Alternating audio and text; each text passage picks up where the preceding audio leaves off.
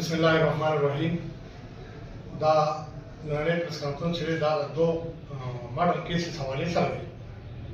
دا یو په 20/1/26 باندې د کانیول سره دغلته په دې پول سره اپا پټو طرف ته یو 302 شوی و، یو 324 و، یو 302 و چې په هغې کې ساجد کس چې هغه زخمي و او زید چې هغه په موقع باندې هغه د هغه ډیت شوی و.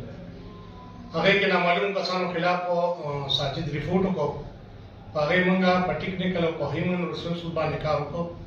په هغې کې زموږ بسم الله جان خان سی ای او تنګي، عرفان خان ای سی او تنګي، زما په نگرانۍ کې هغه موږ اصل ملزمانو ته ورسېدو چې دا تنازع چې وه په یو جینۍ باندې شروع شوې وه. د نه مخکې جینۍ ګرفتاره شوې ده. اوس اصل ملزم چې کوم دی موسی هغه ګرفتار شو. موسی پولیس ته د خپل جرم اقرار هم وکړو او د هغه نه اعلی قتل پسټل چې دی هم برآمد شوی دی. دې نه علاوه مقتول چې و د هغه نه موبایل وړی و، هغه د دې ملزم په نشاندهۍ باندې هغه د مقتول هغه موبایل هم برآمد شو چې په هغې کې د مقتول پکچر د هغه آی بي د هغه نمبر بالکل هغه ټیک ټاک په هغې کې موجود دی. د هغې رور چې دی د هغې موبایل نشاندهي هم کړې ده. دې نه علاوه بله 302 چې وه هغه په تاریخ 18/4 باندې شوې وه. د شړو میا صاحب سره دغلته یو هلک چا مړ کړی و.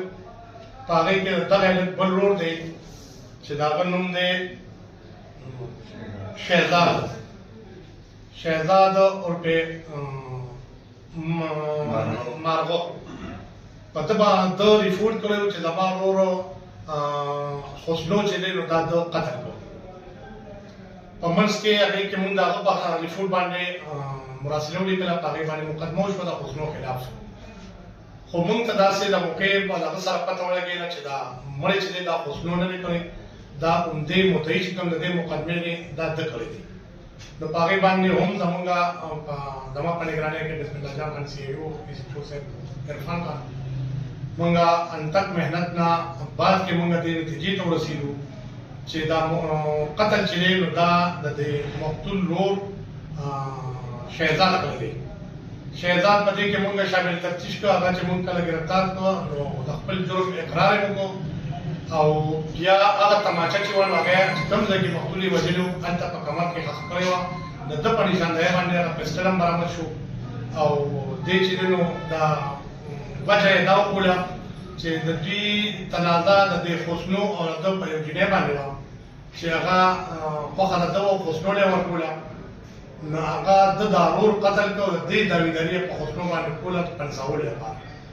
نو هغه د بي پي او صاحب هدایت و چې اصل ملزم ته رسۍ وکړي چې بېګناه څوک په دې مقدمه کې پنځول شي. نو د هغوی په کلیر ډایرکشن باندې د هغوی په هدایاتو باندې موږ الحمدلله اوریجنل ملزم ارسټ کړو. هغه د خپل جرم اقرار هم وکړو، هغه نه اعلی قتل هم برآمد شو او مزید تفتیش شروع دی. کله چې په مخې ته پکې څه خبرې رالي نو بیا به انشاءالله